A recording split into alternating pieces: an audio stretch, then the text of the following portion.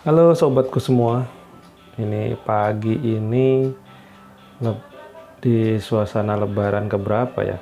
Satu, dua, keempat kali ya. Keempat, teman-teman gimana kabarnya semua? Moga-moga pada sehat-sehat semua ya.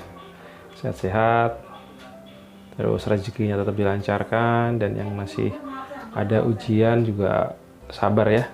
Karena saat ini kita memang dalam kondisi sulit secara kesehatan, secara ekonomi, tapi jangan menyerah. Karena selalu ada jalan, selalu ada rezeki dari Allah. Ingat, rezeki itu sudah dijatah oleh Allah. Jadi kita tinggal menjemputnya saja. Kalau gaji, kita belum tentu punya. Tapi kalau rezeki, insya Allah setiap insan yang hidup di dunia ini pasti ada rezekinya. Entah banyak, entah sedikit. Nah, kita ada tugasnya, yaitu menjemput rezeki. Ini pagi ini saya coba-coba menggunakan kamera, menggunakan video ini untuk belajar lagi. Jadi ini saya tidak menggunakan aplikasi yang biasa saya pakai, tapi kali ini saya coba open kamera.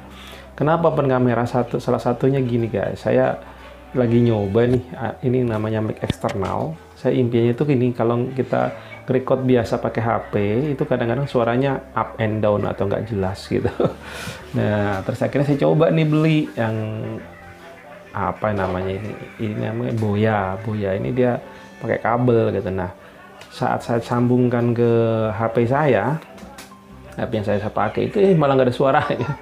Ternyata nggak ada settingan untuk mengambil suara dari out. Ini saya nggak tahu apa aplikasinya, apa HP-nya yang nggak support, yang nggak plug and play gitu. Nah, saya akhirnya coba ngoprek-ngoprek, nemulah si open kamera. Di open kamera dia running, bisa jalan. Cuma aplikasi dari si gimbal saya, dia nggak terkonek. Jadi misalkan saya move begini nih, nggak bisa, kamera nggak bisa ngikut, nggak ada face detectornya yang terkoneksi langsung ke Zhiyun, ke gimbal. Nah, teman-teman mungkin ada yang tahu, bolehlah sharing ilmunya, sharing knowledge-nya. Kita belajar lagi sih intinya. Tapi insya Allah kalau menggunakan ini suaranya bagus gitu, karena mic eksternal ya. Jadi suaranya dari HP ini, jarak saya ada berapa ya? 1 meteran ini ke HP, ke kamera, tapi suaranya insya Allah jernih. Cuman ya shoot gambarnya jadi stuck gini aja. Tapi kalau misalkan saya jalan, bisa sih dia. Si gimbal tetap running, dia ngikutin kan. Kalau gimbal kan untuk stabilizer, jadi dia tetap ngikutin. Cuma aplikasi gimbalnya itu nggak koreksi. Jadi saya menggunakan open kamera.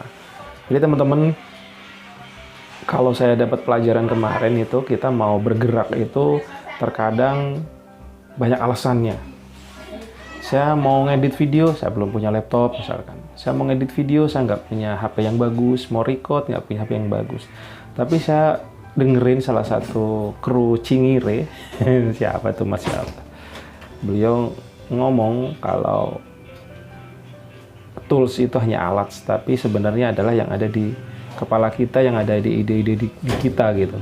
Jadi jangan alasan lah, jangan banyak alasan. Karena si beliau ini modal HP jadul apa gitu.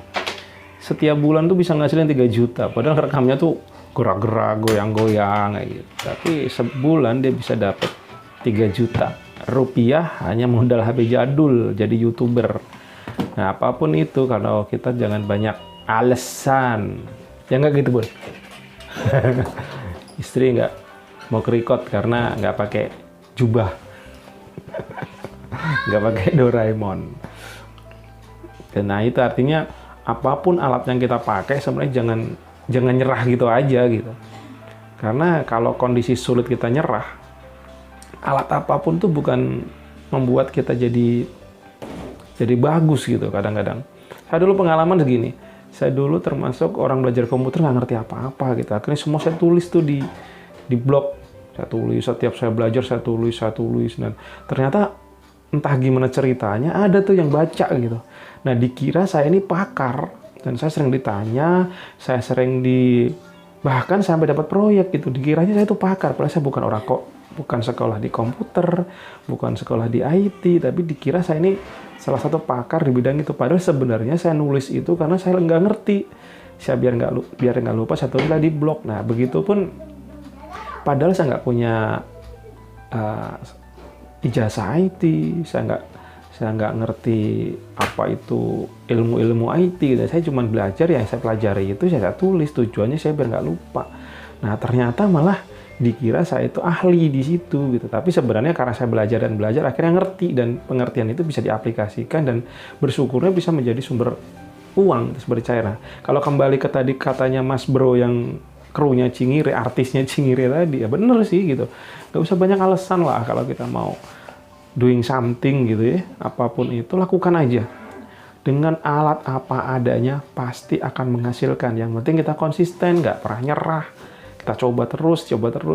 Sekeren apapun alatnya, kalau ide-ide di sini nggak bisa dikeluarin, ya sayang, itu nggak bakal bisa menghasilkan yang terbaik yang pasti.